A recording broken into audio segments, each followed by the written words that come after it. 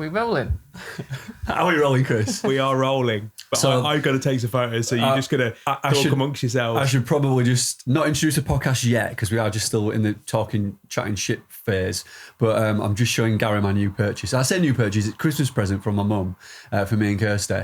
And it is a Shark Ninja Cryo Glow face mask. So it's for improving skin. It's for helping the aging process.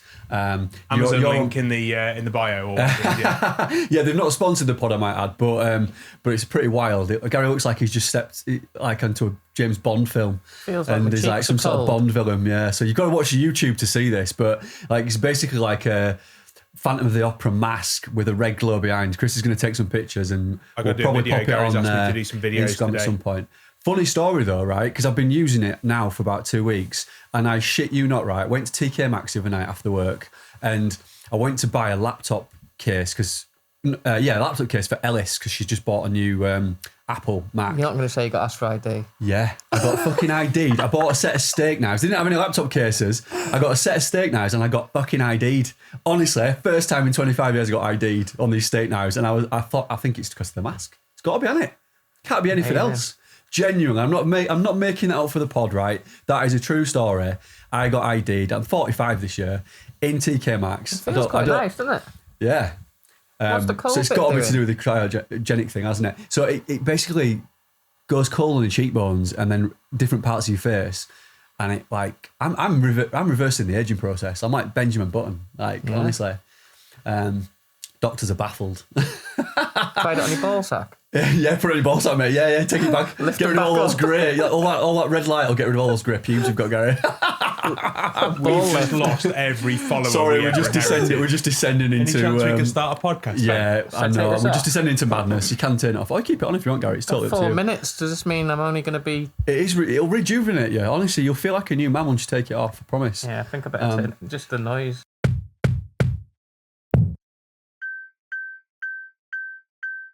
Whilst you take that off, I'll introduce the podcast. So welcome to the RUNcensored podcast with me, Ben Mountay, and Gary House, who now looks about 4 years younger because he's been Wow. using the cryo face mask. Oh, it's not that noisy when you got it off, is it? No, not It feels a really. bit I thought No. it was going to ruin the podcast. But, yeah. Gilly came round the other night. He slept on Sunday because he was covering the spine, and a couple of the other lads, Benji, bet he slept Johnson, in it, did he? and James Collins. Yeah, Gilly had it on all the time. Yeah. I think he was turn it already reaching out to him for a collab and for a discount code. Might have to leave it on. I might put it on That's the one of dog, those actually. things where I could buy it for Charlotte and they say, oh, here you go, and she'll enjoy it, and then I'll have it on every night instead. Oh, honestly, I've not taken it off. I did that. I bought this like foot massager thing off Amazon. Foot massage. It's incredible. Like it's like it really massages your feet. Hannah's used it more. Like literally every guest that comes around the house is like, oh my god, this thing's incredible. Chris, you need to get that I've got now, and then you've got the full thing, haven't you? You've got Saying feet on the and gold? head. No, I'm just saying, like, if you're going in on the feet, you might as well just go all in on everything, aren't you? Full relax. Yeah, full rats, yeah. But yeah, I mean, at some point you might get ID'd in TK Maxx and it will make your day, I can tell you right now, it made mine. I just thought today, Gary, we could... Does he like mint imperials?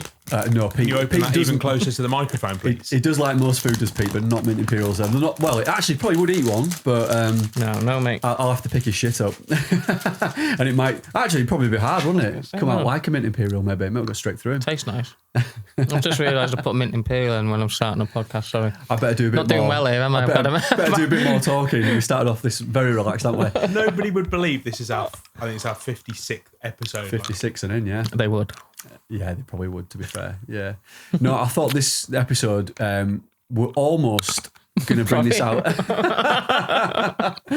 We're filming this a few days before it's going to be released. So I think it's a great opportunity to talk about the current state of trail running, what's happening right now, which is the spine race.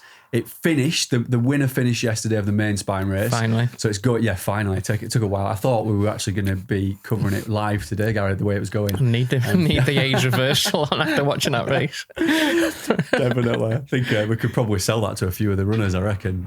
So I thought we could talk about the spine, and I also thought we could just have a bit of a catch up. Yeah, it's mine, don't worry. Yeah, that's fine, Gary. We can share things, mate. We share everything, don't we? So I mean, we're if all good. nothing else, this podcast just says that we are absolute professionals. fine. I think so. I think it shows that we trust each other as well. Me and Gary can share the We're same fine cup with of tea. teabagging We each can other, share- don't worry about that. We do. Share the same tea, teabag each other. We can use the same face mask. Share mint imperials with the dogs. I mean, that's the explicit rating. I'm on here about 10 times. Sorry, I you're think. going to have to take all these out, Chris. No. Yeah. ACAS just did this automatic explicit thing. Just What have you been up to anyway, Gary? Yeah, we are deep into January, I guess, aren't we? It's been, good. Well, mixed bag of starts here. Good, because I do like January. I know a lot of people seem to dislike January. I quite like January. One, because of work-wise, everyone is motivated in the coaching group and everything, and get a few people naturally jump on board with the coaching, so that's quite interesting. And it's the time where I'm looking, right, okay, what races have people got and all that kind of stuff. The snow came down, obviously. Where me and Chris are probably had 2 weeks of it, I guess. It was good, wasn't it? not constant snowing, but it was it was definitely a good bit of snow up there. I saw a picture of Chris skiing. And he wasn't actually skiing, but he had his In a skis nightclub. Could be a bad reference there, Gary. Sorry. And I actually thought, can't get that out of my head now. Started with me to go on with this one. I actually thought he'd AI'd it. I honestly thought you'd AI'd that picture, because it takes me back to about a day previous. You'd put a picture on, Gary, and it was when the darts was on. Yeah. And you were having your picture taken with like Van Gerwen, Little, and I was like, fucking hell, I didn't realise you worked with the darts, Gary. And honestly, I believed it until you told me it was AI. Yeah. So I figured that Chris had AI that. That was amazing, though. I mean, AI, Jesus. Yeah, might have missed a boat this year, but maybe February. But yeah, if it snows down by our way, it'd be good to get you down there, and it's nice. When it snows good, it is good, isn't it? Yeah, it is good. The kids love it. We've got a big rubber ring this year. Like a snow tube. Yeah, snow tube, like big industrial thing. So that's really good fun for them. They can walk up the hill themselves for the first time, probably. I mean, you guys got a right dump of snow, didn't you? And we were supposed to get some. We didn't get any. We got some on like right on the tops, but nothing like low levels.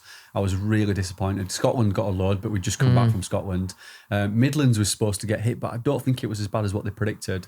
Some in the peaks, but then you guys got the brunt of it. Yeah, and it kind of hangs around where we are as long as it doesn't rain too much. And that's in January. It seems to do that. It does a bit of a dump of snow, and then it doesn't rain, so you get it 3 or 4 days in. So we had the kids went back to school for a couple of days, and then they were off for a couple of days because of snow. So we didn't get going really until the beginning of this week, to be honest, properly.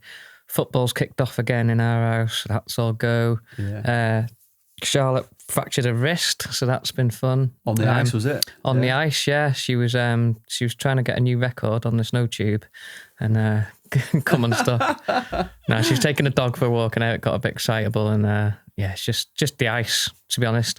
But she's fine. But obviously, it meant that I had to. I've got to do stuff like carry shopping bags from the front door to the kitchen now. What about the hoovering as well? Because like I know that you made that reel a few weeks ago, didn't you? Yeah. With Charlotte.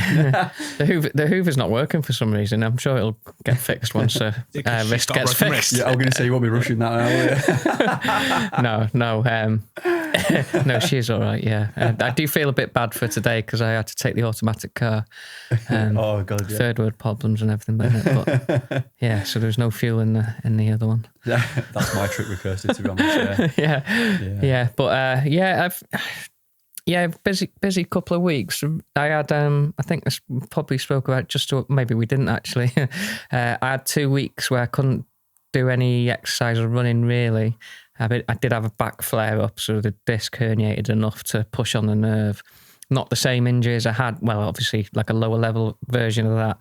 And I panicked at first because I got the deep kind of, if anyone that's ever had back pain or disc herniation, you get like a deep burning, for want of a better word, I guess. And I've obviously recognised that sign quite early. And then by the end of the day, I was like, oh, it's definitely that. So then you're just limited within movement, but it wasn't serious, and I just needed a bit of rest, bit of movement, and then it just clears, and I'm back to well, not full health, but back to it again. Yeah, but I did a lot of running in the snow, Did a lot of up and down the hill. Did quite a lot actually, so it's been quite good. Nice, mate. Good stuff. What about you? Your start to the year? Yeah, it's been. I mean, I'm doing this thing. I do it every year where I see how many days I can get through the year where I just run every day. Yeah. So like I'm well into it now, and that might be just like a little jog with the dogs or something a bit longer. I'm doing all right so far, and I feel actually a bit fitter. I went out with them last night and feel pretty good. So I need to go today, so I need to keep that up. Definitely, because it's got to go on Strava, or obviously it doesn't count. And then, sorry to cut you off. I forgot. Yesterday, went for a run. Went into the forest. I was 20 minutes into the run. I thought, because there's a certain point up in the forest, whether I'm on an easy run or a hard run or whatever, I'll always you'll have these. It's just a little. There's a tree basically, and I'll always glance at my watch automatically because I'll know what time roughly. Yeah, and there's no point on an easy one, but you just do it automatically. And I went to look, and I didn't have my watch on. And I can't remember the last time I've done that. And if I have done it, if I can't find the watch in the house or something, I'll just, because I'm not going out that long, I'll just click it on Strava on my phone or something. Yeah. I cannot remember the last time I ran for 20 minutes out the house and didn't even cross my mind, kind of thing. I was a bit like, there was loads of things going on in my head work-wise, so I just left. But yeah, it was just such an odd feeling. It's like, it's weird, isn't it? We're so used to wearing watches now or having some kind of device to track the run. I mean, when you got back, because you'd realised you'd done it, did you retrospectively do like a manual input on Strava? I didn't. What I did do is I titled it or put in the description, sorry, like, forgot my watch, forgot to press Strava, remember to let you all know. I like that. Yeah. I do like that. So that's what you're going to say. You got in the car and drove the route really slowly. I've done that in the past. I'm going to admit to being a Strava wanker here. I remember like doing a road run when I was marathon training, going back along it. And it was like the inspiration for one of the videos I did years ago. Did a long run and then stopped my watch, and then I did a cool down for like 15, 20 minutes, just jogging around. Yeah. And I'd forgot to do it. So then I run to make myself what I used to do in marathon training, because I didn't enjoy it that much. I'd get back to the car when I'd finished my session, but then I would always do a little bit of a jog run down, but I'd run away from the car to make me do it, if that makes sense. So then I have to run back. So then I ran back to the car, realised I hadn't done it, so I just drove really slowly off with my Strava on. So insanely ridiculous. Like drove down the road, this lane in the middle of nowhere, just very, very slowly until I'd done like 400 metres. So like I'd done the 400 metres. So I was claiming that 400 metres. Too right, mate. That's how I for it. So so you can have me for that one. You can have me for that one. I didn't make a habit of it or try and like... Mel's just sent us a thumbs up emoji. Yeah. I didn't take any segments or anything daft like that. And but it was just... I love that guy. Sometimes you get into that moment though, in that mind frame, don't you? It's like, especially when I was marathon training, I was really on it with like, I need to hit certain... targets really. Yeah, I think you've got to be regimental with it. And it helps you as well if you're like organised. It's a little bit like... when I'm really organised, it's when my office is tidy and like I get things in place, and it's when my runs are like, I do my runs for a start of my training, but also like I'm rounding stuff up, and it just, I think it helps to like organise your mind, doesn't it? And keeps you on track with things. So. I stopped you then. Sorry, what date are we on? Well, I don't know when. We're about mid-January now, aren't we? So like, I'm this goes out on the 20th. Yeah, mid-January. So like I'm back in the running routine, back to work now. I mean, work's like already crazy. There's a couple of things I was going to mention actually, like a couple of exciting things I'm working on, and also we're building up to National Running Show, so I'm going to be down there. For anybody who's about National Running Show, I'll be on the ASICS stand this time. Unfortunately, don't think you're going to be there, Gary, are you? So that's I've got no plans at the moment. No, I've got no plans. I will miss you, mate. I will genuinely miss you. But I'll be there for a couple of days. I mean, I've got plans. I've got a girls' football match Saturday morning, but something might pop up. Last year some people tried to get me down there late, but don't know. Yeah, you never know. But anybody who is down there, come say hi on the ASICS stand. I'll be there with SportsShoes. There's also an orienteering event that Kay's running. I saw that. What she's doing, it's quite clever, really. She's putting the orienteering flags on the different some of the different stands within the event like hall, and you've got to get a map from British Orienteering and then go around and visit them all, and there's like a letter on each one, and then you hand them back in and you Bit can of a win some treasure prizes. hunt. Yeah, a bit of a treasure hunt. And I've got us some good prizes as well from some of the brands, and we've put a voucher up as well, so definitely worth doing. Have British Orienteering been there before? No, I think it's the first time. So they've been to, I think they went to an outdoor one last year. I can't remember exactly which show it was, but I think this is the first time at the running show. So I think it's a good move for them. So it'd be nice to see Kay there. Yeah. But go and visit the British Orienteering stand. Bit of a plug for her there because she deserves it, and have a go because she can win some good prizes. And then Speaking about it, I was going to message you actually, but I may as well just ask you: are you going to that? I might go to the, because I want to have a go. I might go to that one on the 28th. I think it is on a Wednesday. oh right, yeah. I think it's her club or that Orienteering club. Well, I probably will be going. Yeah, I was going to say. Yeah, definitely. I think I might try and make the trip down because I want to do a couple. Yeah. Oh, that'd be great. Yeah. Well, let me know and we can hook up and do that. That'd be really Yeah. good. All right. So there's that, and then actually I need to give an apology as well to Hannah Cox, who I've mentioned a few times, who's doing the run in going. India. She's still I going. know she's still going, but So she's on, I think, about 82 days now. It might be a little bit more, but she's nearing the end now. I mean, phenomenal effort, like 100 marathons in 100 days, trying to raise £1 million for charity. are we going to get her on when she gets home? 100%. I've locked it in already as well.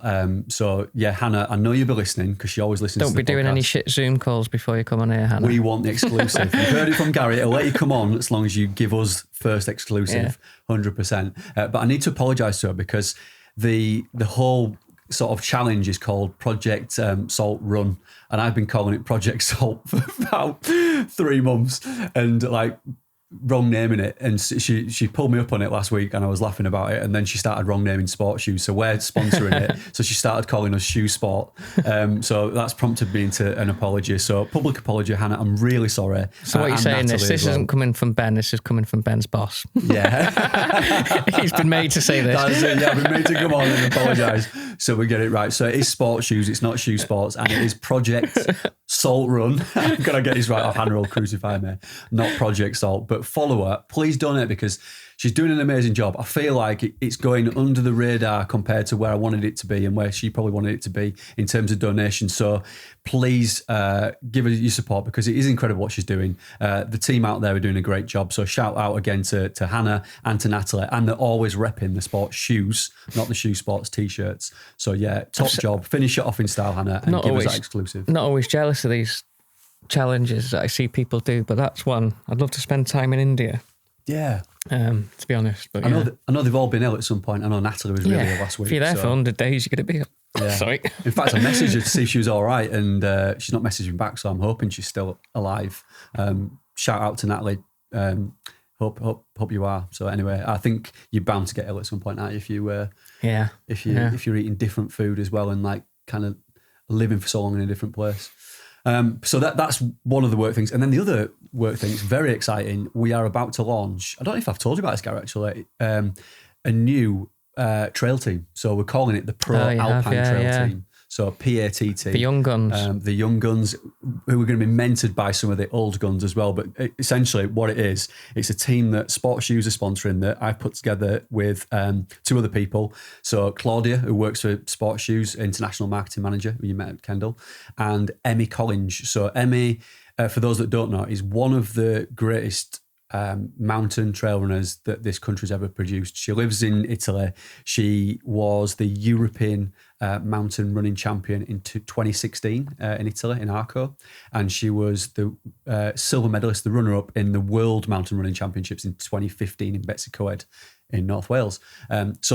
She's got pedigree. Yeah, you were there. Yeah, so I was racing in the same team as Emmy. I didn't finish second like she did, but we did really well as a team, and so did she. And she obviously medalled individually, but she's also got the 3rd fastest VK time ever for a female, which is incredible. Yeah, she's a serious athlete, and like just to put some perspective on it, like 31 minute 10K, like sort of style runner she is, and she's a mountain runner. She's not a road runner. So whereabouts in Italy is she? So she's based in near Sondrio in Valtellina, as is one of the other women on the team, which is Elisa Sortini. So Elisa Sortini's been in the Italian national team for like the last 15 years, incredible runner. And it's actually those two who are kind of like the experienced heads of the trail team, and the idea being that they're going to mentor the next generation of runners coming through. But the kind of USP with this is that it's an all women's trail team, so something that has not actually been done before. I know there are elite trail teams on the circuit that are sponsored by a lot of the brands. Obviously, Jim Walmsley's in those teams, like the Tom Evanses of the world, the Courtney Dauwalters. But this is an all women trail team sponsored by SportsShoes, supported by SportsShoes, and then we're going to work with some of the brands. But the idea is that they get choice of products to wear for whatever they want to do, but then they'll get opportunity to go to like Trans Gran Canaria with the North Face and wear their gear, Golden Trail Series with Salomon, so ASICS, Salomon, the North Face, Merrill, who else been in conversation with Hoka. They're all going to be supporting the team and like giving them opportunities to go out to different events. It's unique in that way, I guess. Really isn't unique, yeah. And like, because usually, obviously, it's amazing when you get partnered with a brand or everything, but then you are limited to choice. Beholden to that brand, and it's so that's amazing. No, it's really unique, and it's. I mean, people say like, "Oh, why are SportsShoes doing it?" kind of thing. Obviously, we're getting exposure from it, but like, honestly, genuinely, the main motivation for me is to like support women's running as well, because I feel like it's time to put it on a pedestal. You look at Courtney Dauwalter, and to a point last year, she was going to go head to head with Katie Scheider at UTMB. And I was like genuinely more excited about that battle than the men's race. And that narrative's like changed, historically it wouldn't have always been the case, but I feel like it's a good time to it's always a good time to promote women's sport, but I really feel like it's time to put it on a pedestal. For want of a better word, it's putting your money where your mouth is for some brands as well. Sometimes people talk a good game about supporting women and promoting it and stuff, but are they actually doing it? Whereas if you've got a women's only, exactly, that's a big step, I guess. And these women are like elite level as well, so it's like supporting them because they're putting a lot of effort in. As we know, like it takes a lot to get to the top, and they might not be quite sponsored by a brand, but might not be quite at that level, but they're not far off. And I genuinely think they can podium. So the idea is that they can podium at some of these big races, but also on the team, we've got this young generation coming through. So Amelie Lane's going to be on there from UK. It's also a multinational team as well. I was going to say, do they all know yet? So they all do know now. Yeah. So we've got Amelie from the UK. Obviously, Emmy is, she's English, but she's living in, and she's based in Italy. Elisa Sortini is Italian. We've got Madeline Kappeler from Germany, who is, like Amelie, she's on the national team for Germany. Amelie's on the GB team. Madeline's come from triathlon, but she's come into trail running. So they're both relatively inexperienced in kind of international running. Like Emmy and Elisa are super experienced, so they can kind of pass on the knowledge and mentor them. And then we've got Vanessa Carver from Spain, and then we're just talking to 3 other athletes as well. So we've got a lady called Natalina from Switzerland, and then we've got 2 other women called Anna and Lucy from France, who are going to hopefully say yes as well. So we've kind of got all the main territories represented. So for us as a business, they're all the territories we deal in. So it's a all women's team. It's an elite team. There's like mentorship involved. We're going to talk about women's issues. It'll be like behind the scenes. You'll see what it's like to be an elite athlete. We'll go to these big races. And we're going to support them obviously with kit and travel and budget and things like that. So it's super exciting. And I think for like a brand like, say, Salomon and some of the other ones that are coming on board, when I think about Salomon, I think about the golden age of like Killian, and I think about obviously early days Courtney. But like they were like right at the very, very top, weren't they? And like when we do marketing campaigns with a brand like Salomon, I don't see them as a community run brand. I see them as like pinnacle trail running brand. So for them to come on board and support this, I think links back to like their brand heritage of like elite level racing and like top end pinnacle of the sport racing. And I'm not saying that everybody's at that level, but I think if you can showcase those athletes and put put those athletes in the right, the best kit, and like on the world stage, people can be inspired by them. And once you associate product with, lifestyle and success within the sport, then it's going to help generate some sales for them as well, isn't it? So it's all good. It's all good. So yeah, exciting, mate. So that's launching like next week. So by the time this pod goes out, there'll be like 2 days, and then boom, we're in. So when's the over 40s white Welsh? Sorry, well, so far it's me, you, and Chris. So I think it is the RUNcensored podcast team. Yeah, we just need to get out and do some races now, don't we? And actually, we need to get some sponsorship. I might have done one ultra, but I think at the moment I'm still very much the support crew to you two. we're nurturing the next generation coming through, Chris, which is you. This might be a long process, boys. I was just going to say that whilst you were talking about that, you guys are going to be in a French TV show. I got contacted this week by a French TV show who have watched the podcast. It's not X-rated, is it? It's not X-rated. They're making a documentary. Hello. They're making a documentary about Ruth Croft winning the UTMB. And they've seen part of you guys commenting on it, and they've asked us to include that in the show. Is that because we didn't have Ruth down as the favourite to win? Well, we knew she was one of the favourites, but don't think we called her out as the person to win, did we? I didn't want to disappoint you, Ben. It is the fact that neither of you picked Ruth as being the winner. I did genuinely think Courtney would win UTMB. So Genetic Choir and all that, Ruth. Who did I pick? I don't know. I mean, at the time, I think I mentioned Katie, but she didn't end up doing it, did she? Yeah. But I think Courtney. I think you went for Courtney. I mean, I honestly thought it would have been Courtney. I knew Ruth, hopefully, if she finished, would be up there, but she's obviously surpassed my expectation there and my prediction. So well done, Ruth. Cool. Nice one, Chris.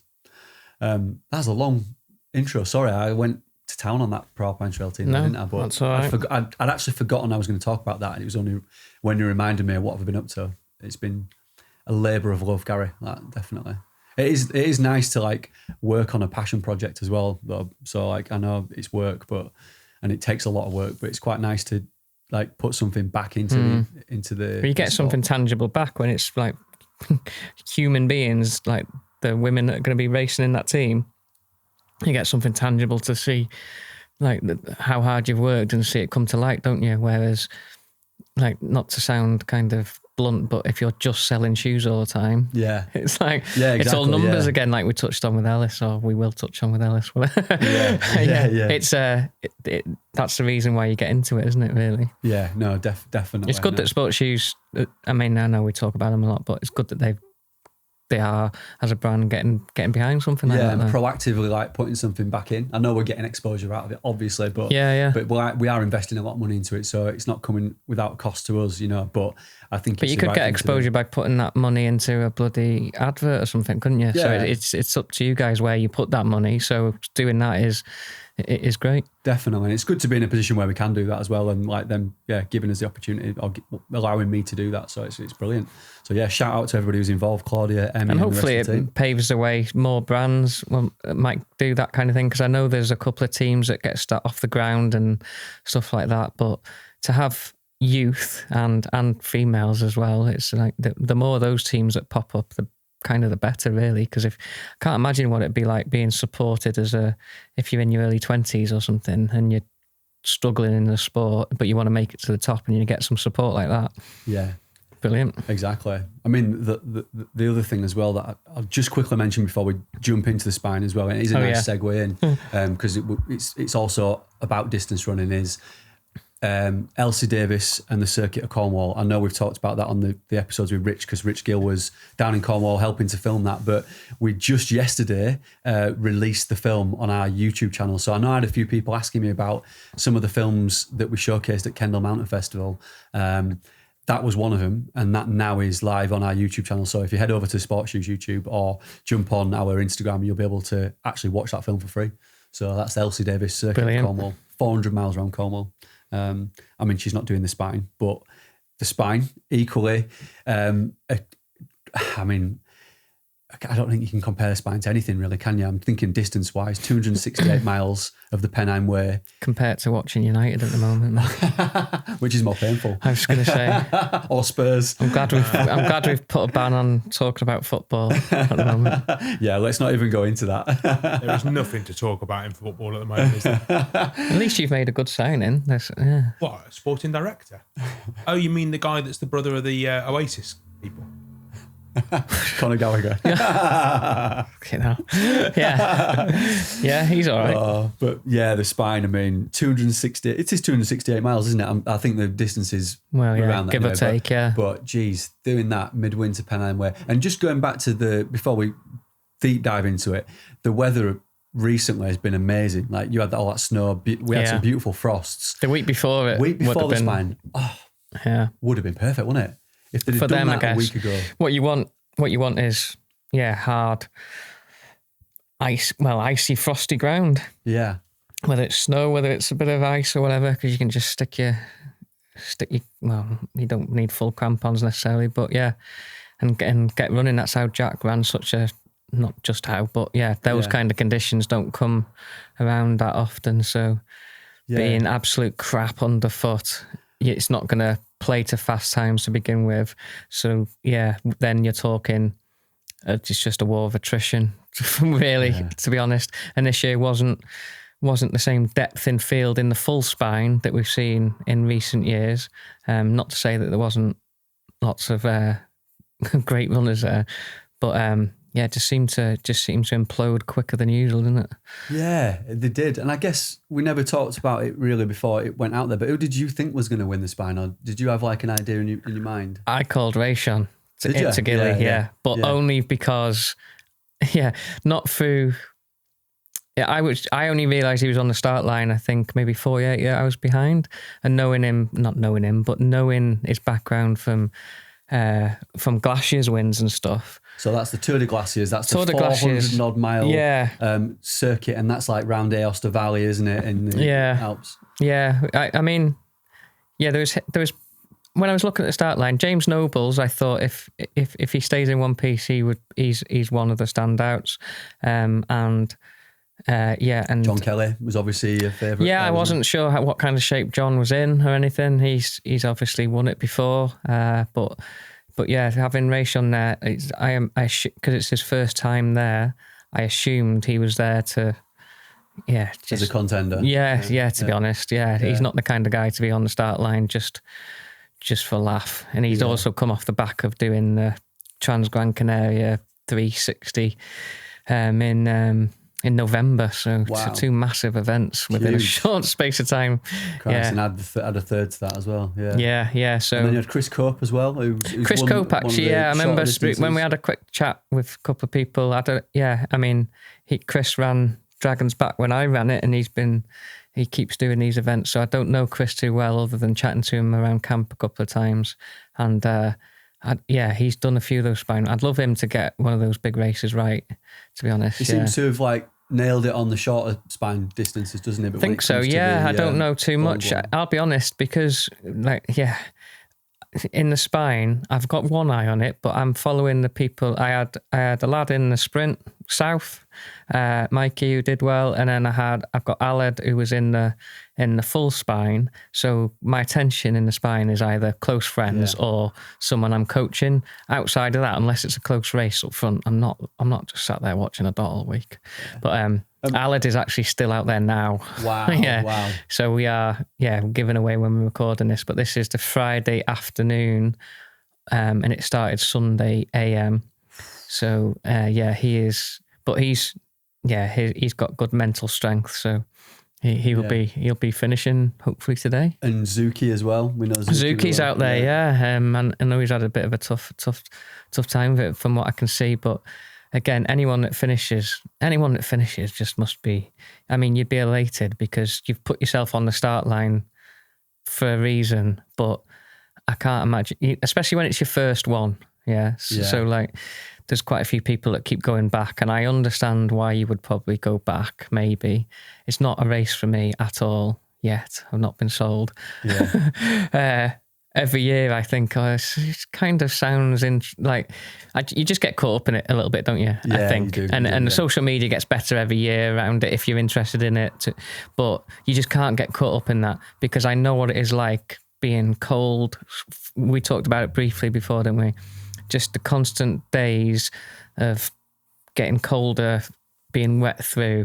My body's not built for it, to be honest. You never really in the spine warming up either. And we compare this. It was you actually made the comparison to something like Tour de Jaume, where you go into high altitude and the temperature swings can be. You can probably arguably have worse weather in something like that, but then you can come down for the next day in the valley at 30 degrees. Yeah, and you get a chance to maybe just warm up and get your body temperature, your core warmed up. But with the spine as it's been this last week, because it's been horrific, like it couldn't have really been any worse, to be honest. Well, it could, but it's not far off being like the worst conditions you could get. The week before would have been great, but you're never really warming up, even when you're in like an aid station. Your feet are constantly cold. I saw some pictures this year. I suppose it's... When it's shit on the ground shit...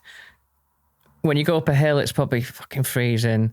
It's windy. The rain's on and off all the time, so you're never getting dry, are you? That for me is peak worst running conditions for me. Yeah. It's not that I wouldn't go out and do a race in that, but I wouldn't go out and just walk for 5-6 days in it. Yeah. Which is essentially what they're doing. I can't. It is just such a. I think at that level, like the guys finishing today, they've had to be so resilient, because a lot of them are runners as well. Yeah. There's a lot of long distance walkers or mountaineers or whatever. There's such a wide range of people, but a lot of them are runners as well. So you just have to get in such a different mindset, I think. Right, I'm going out. I don't know when I'm going to finish, but I'm going to have to keep moving every day. And it's hats off to anyone that finishes it. Oh, no. Yeah. Complete respect. Yeah. And hats off to anyone that gets bloody 100 miles in or 200 miles in, or a Eugenie that gets within 10k or 5k in. I mean, I know he's won one Eugenie, but bless him, it's eluded him enough times, hasn't it, as well? Like, he won it in 2013 and we're now on 2026, and crikey, the guy seems to have, apart from winning it, no luck at all, does he? Well, he's made his own luck, I think. Yeah, well, he makes his own bad luck. I remember that year. It was the year Jasmine set the record at the time, and it still has the women's record. But he was challenging for the win. He was in second, and he got within 5-6 kilometers of the finish out of like that. I mean, that you can almost see the finish at that point. And they pulled him from the race, so he had to pull out of the race because I saw some pictures afterwards. You could literally see the bone, his foot bone through his like he was visible. His bone was visible in his foot. It was horrendous. He's I mean, I don't know the guy, but he keeps coming back, which is admirable. But I mean, he's finished 2 out of 13, which isn't a great return, is it? But you just hope that he maybe changes the. I mean, that's just the way he races. I don't know, but you'd love to see him get to the finish, wouldn't you? Whether I'd love to see him win one, I'd love to see him finish 20th. I'd just love to see him get to the finish, and I don't know the guy, but I've followed that dot long enough to know you're probably not going to see that dot get to the finish because of the way he's racing. I said to you, he's like the pace he's running, and he's so far ahead. Just chill out. And it's easy to say, sat at home having a hot chocolate watching the dots move, but like it's not like we've seen it 10 times before. Yeah. And I'm not taking away from it. Well, I am a little bit, but I'd just like to see him get to the finish, to be honest. Yeah, I know. I hear you. And like you said to me, it was an interesting stat. You said like, was it halfway?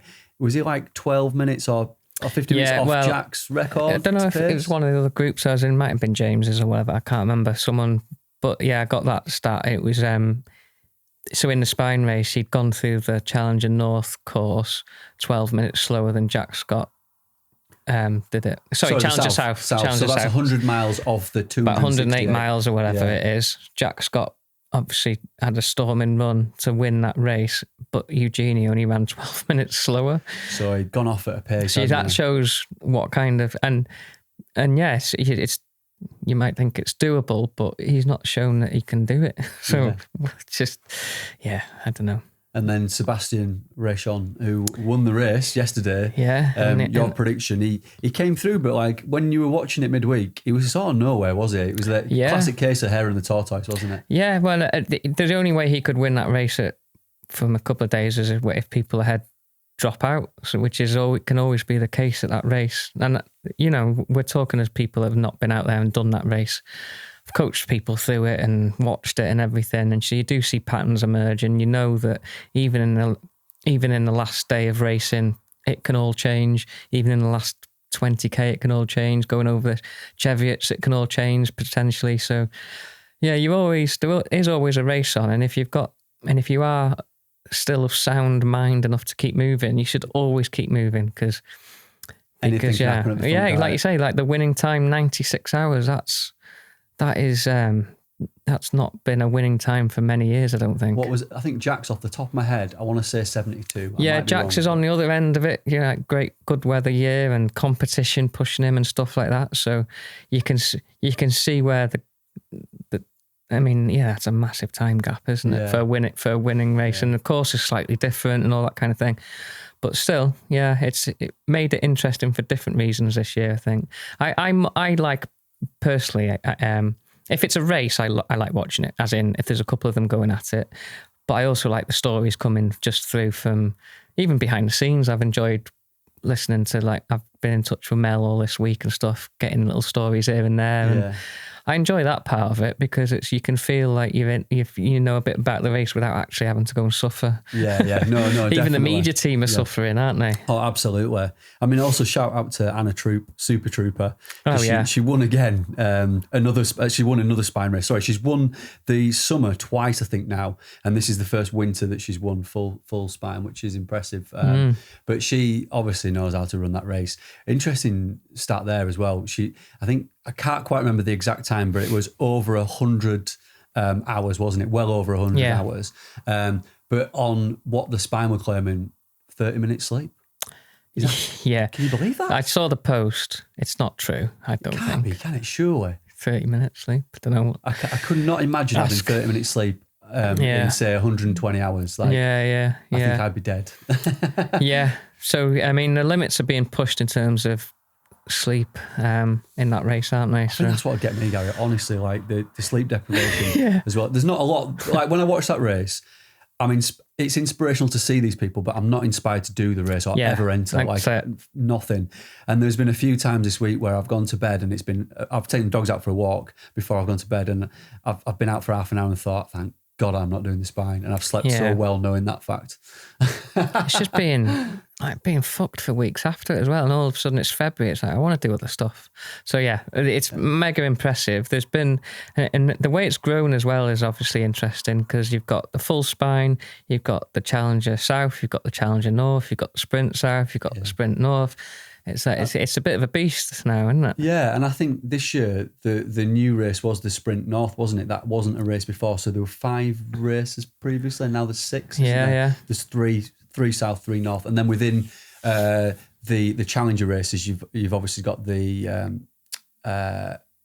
MRT as well. The mountain rescue teams are also competing as well, which is interesting. So it adds another element to it. I mean, I have followed it quite intensely this week because we've had a lot of friends doing it as well. We've mentioned a few of them. I mean, Mel, who you just mentioned there, she's now helping with the spine race behind the scenes, but she actually raced as well, didn't she? With Sean Merriweather, her partner. They both did the spine south. Both bailed. Yeah, didn't finish this time. Gary was going to come up and support, and then and also we. I don't know if I'm allowed to read the message that he sent me, but it was funny. Go for it, yeah. But Gary was going to come up and the plan was we were going to watch Leeds Fulham. No, sorry, not Leeds Fulham. Leeds Derby on Sunday. At mine, and then we were going to support the Spine South. That was going to be the plan, and it was always the plan. And then, but the Spine South starts on the Saturday, doesn't it? Yes, that's right. Yeah, so it was going to be perfect timing. And Mark Derbyshire was running as well. Yeah, so I've got. I I was quite interested in the Spine South this year. So there's Mel in it, obviously Sean in it, Mark, and all these others. I'd quite like to have seen the tail end of that and see Mel finish and everything. But yeah, go on.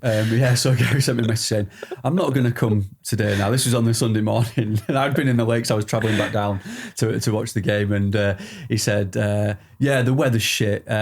Mel was shit. Sean was shit. Mark was shit.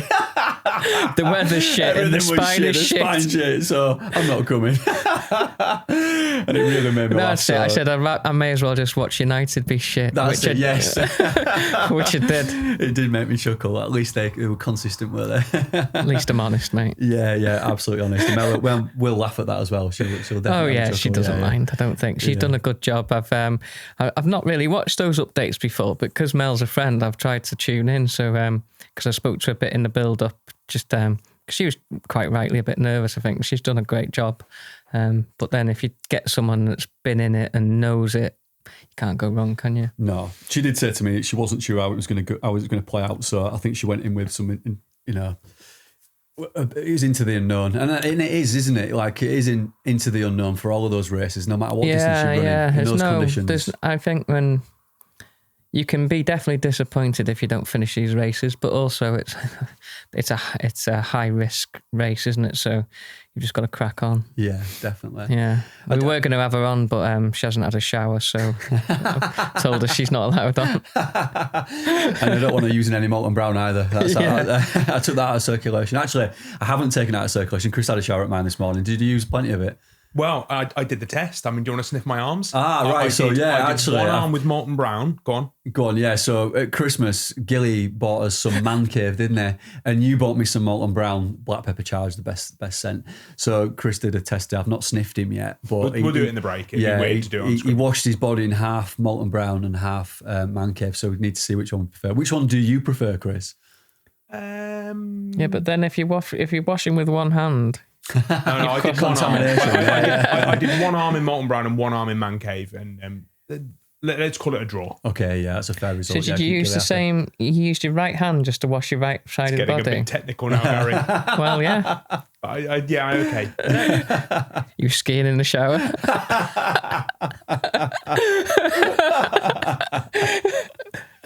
Brilliant. I love how we bring these podcasts back. Next subject, please. There's a term for that when you stand-up comedy, isn't it? When you loop it round. Oh, I love it. I mean, I know you didn't make it up on Sunday, but I did get out and watch a little bit of the Spine. I went actually to see Zuki come through because he's a friend of ours and he's doing the full Spine. And it comes through not too far from where we are in Thresfield. It comes through Gargrave and Ayrton and Malham.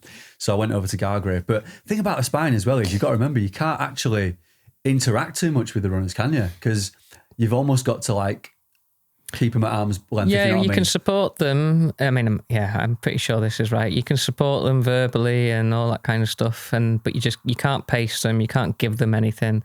You could turn up with however many briefcase. Or you not? Could. Well, yeah. If I've checked the rules because I was going to try and support people in the past, but I'm 90% sure it's as long as it's available to everyone.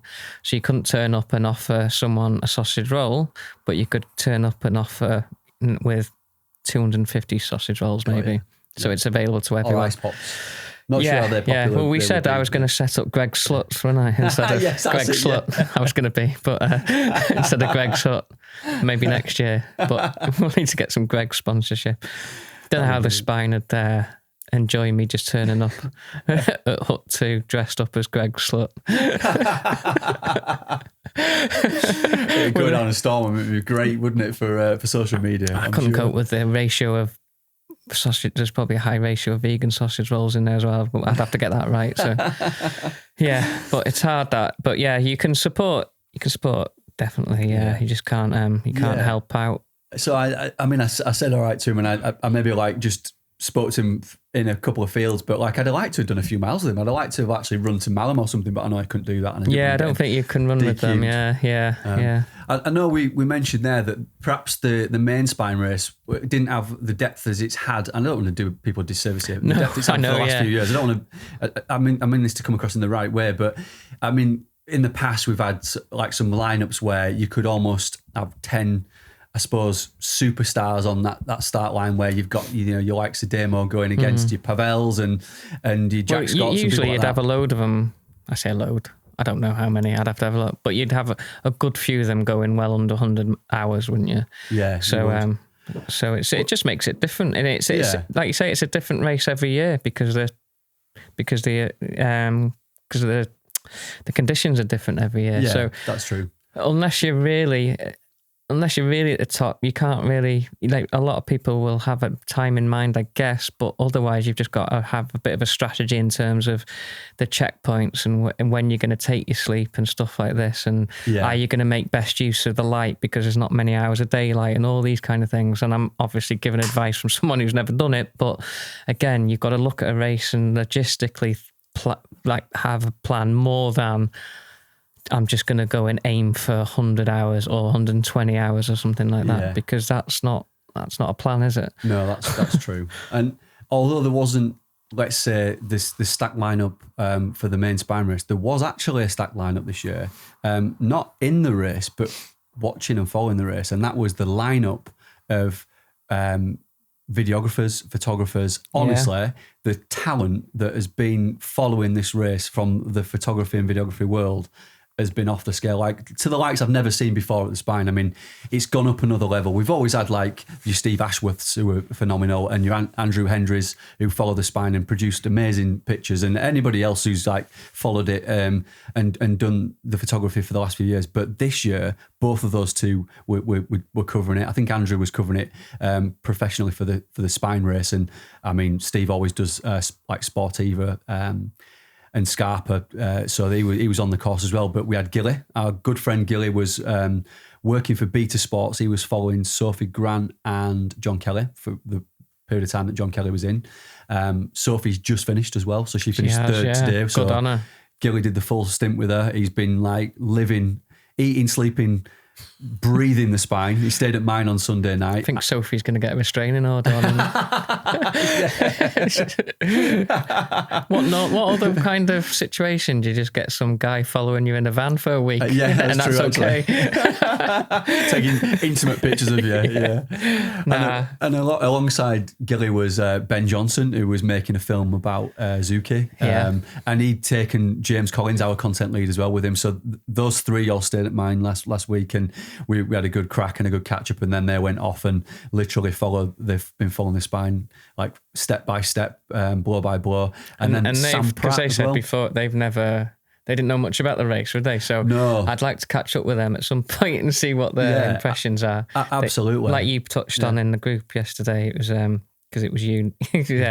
That looks like they're trying to complete TripAdvisor more than anything. Because just in pub after pub. All we see in our group chat is like a pie or runners. A burger, or Gilly had a steak last night, and then Ben had some sausage and chips. I mean, it's done wonders for the local economy because they boosted the kind of sales in all the local pubs and distilleries. But we've been looking at that thinking, are you guys like actually working, or are you just sampling all these food?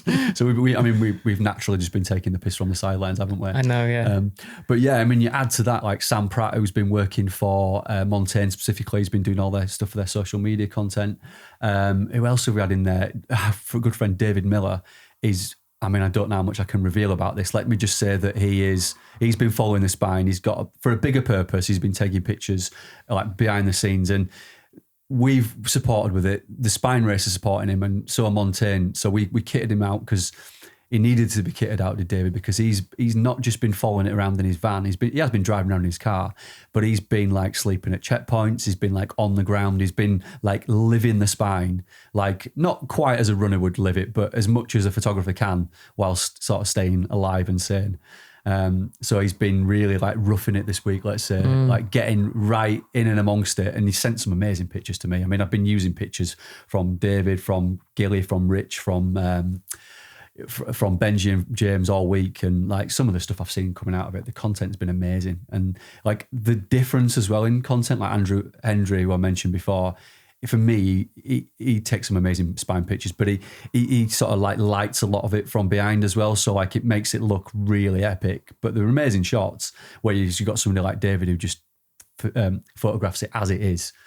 So I've seen like a real mix of like how it's been covered, but that for me actually this year has been not more exciting than the race, but it's been as equally exciting to see like how different people have approached it and the breadth of content that's come from it, I think.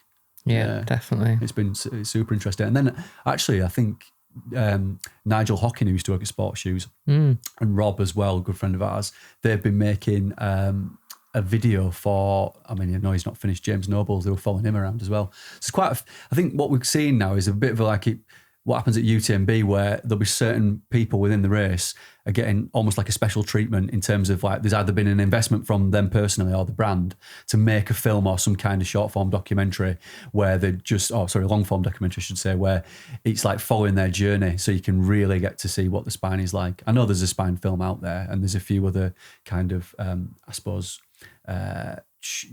little short films, but we've never really seen anything beyond that. And I think this year is probably the turning point for that. I think it's opened it up and people are really starting to take notice of that race.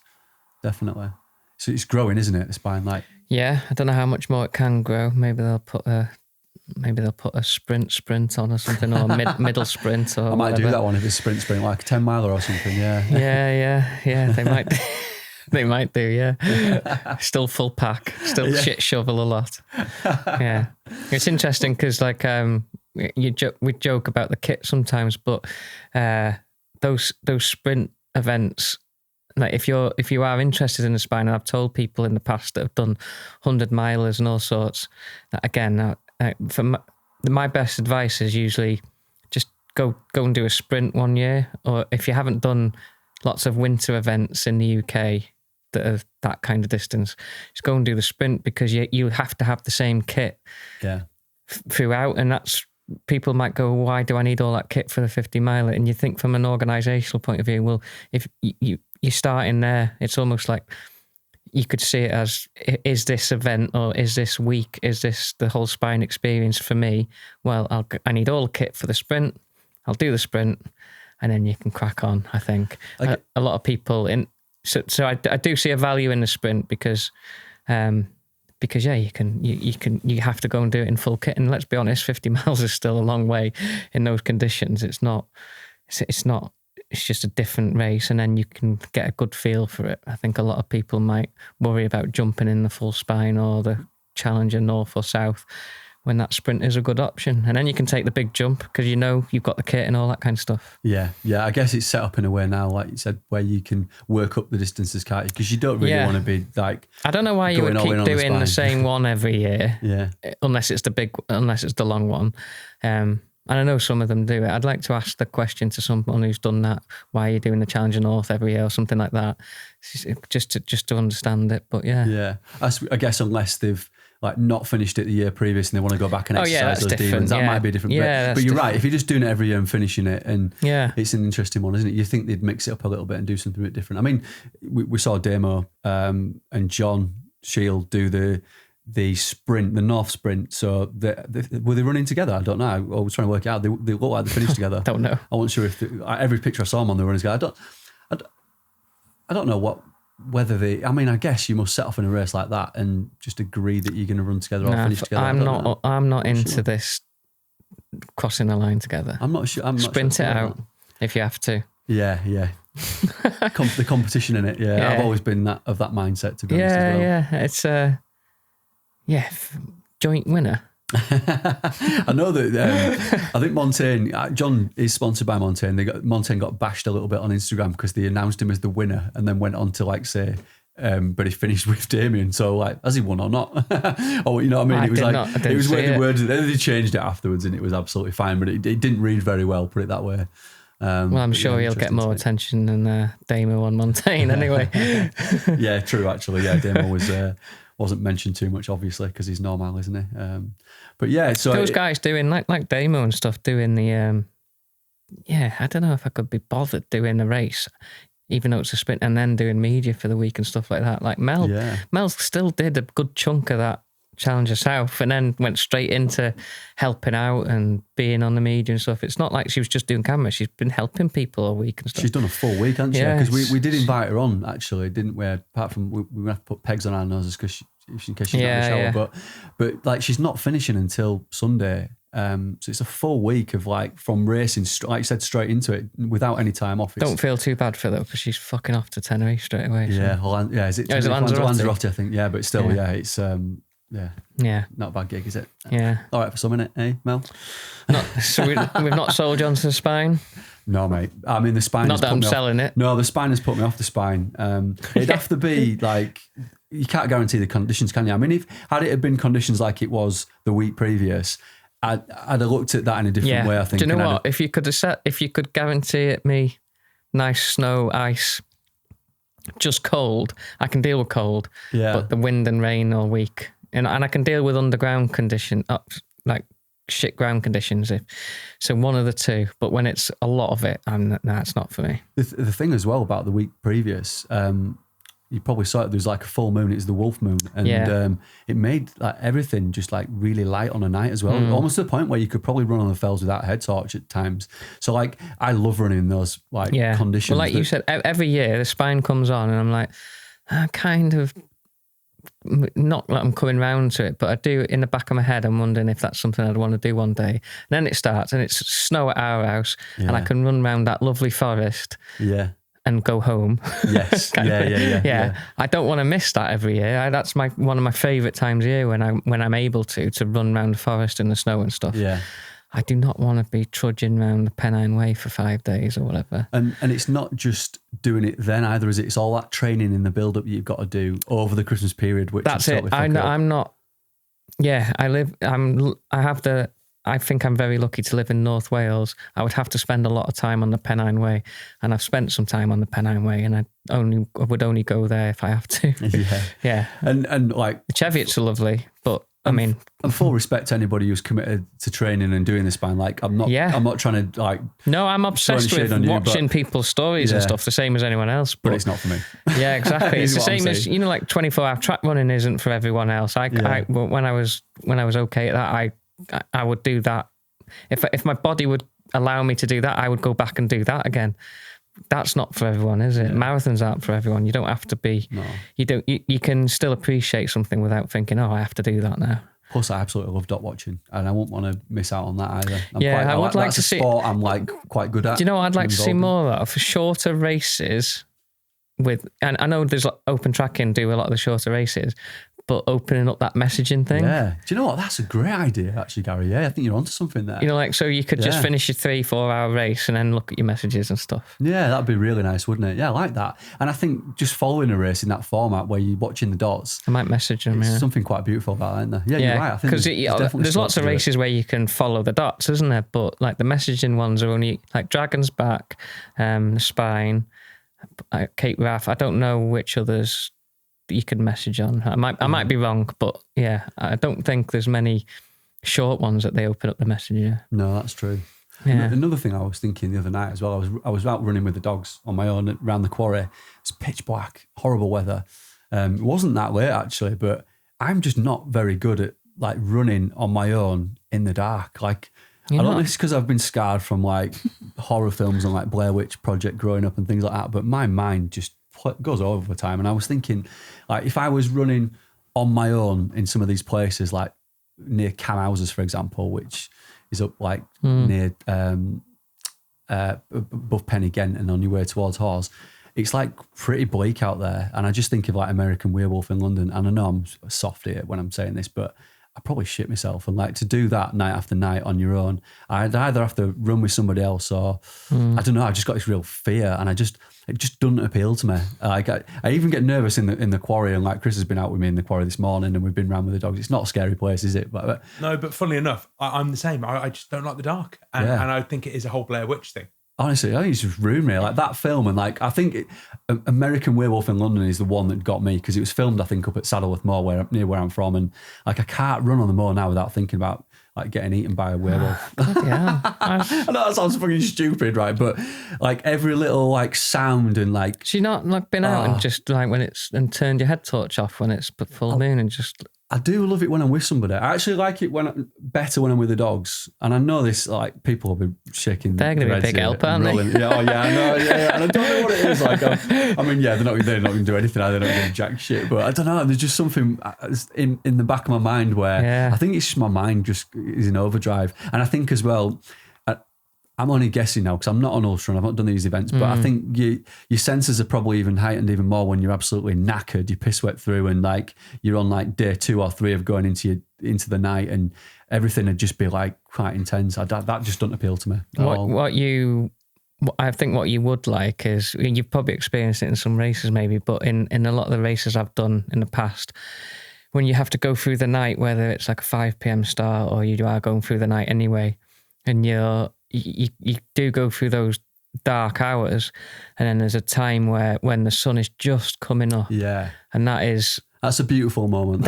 So you've still got the part of your race to go, but when that hour of it coming up, I know everyone loves a sunset, but sunrise when you're deep into a race, that's some of the best moments I've seen up on the hills, up on the mountains in different countries, even on Equinox 24 hour in Leicestershire or whatever it is. I just remember getting to like 5 a.m. or even 4 a.m. whenever the sun starts to come up. Yeah. That is a good time, yeah. I went down to the Brecons about 6 years ago. I'm good friends with the guys at Kong running in Keswick, and they put on an ultra down in the Brecons, and I'd gone and taken some pictures for them up on the first checkpoint, and I'd had to hike up at like 4 a.m. and got to this summit, and the runners were coming through at like 6, half 6, and the sun was coming up, and it was one of those moments where it was like the perfect sunrise, and it was just incredible. And I think you're right. I think when you get those like perfect moments, or like the perfect conditions, like we're talking about with the frost and the moon, like that's when running's it's most beautiful, isn't it? Like, not to get too deep and everything, but like it's then perfect moments. That's when you really appreciate it. Just you don't get them very often, do you? No. So yeah. Wow, we've already done an hour, Gary, if you can believe it. I mean, I can believe it, yeah. At the start there. My bladder's telling me again. And stuff, yeah. Yeah.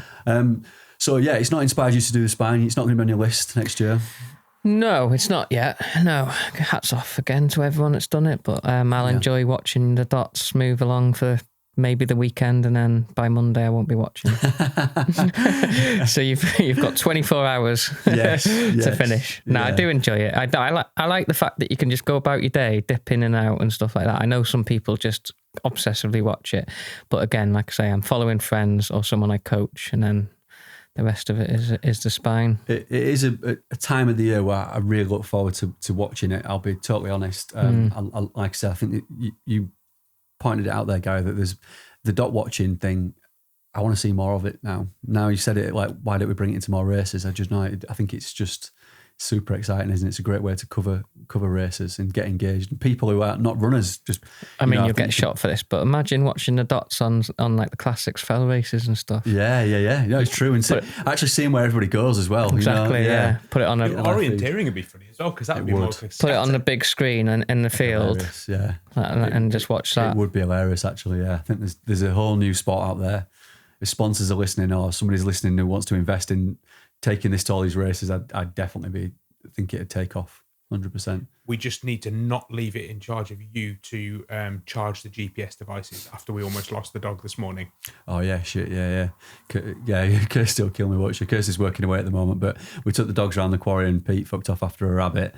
And he was away for about 5 minutes, but like it felt like about 10, didn't it, Chris? We couldn't find him. You tried to find the dot, showing me this impressive technology, and what happened? Yeah, I forgot to charge the dog. Tracker.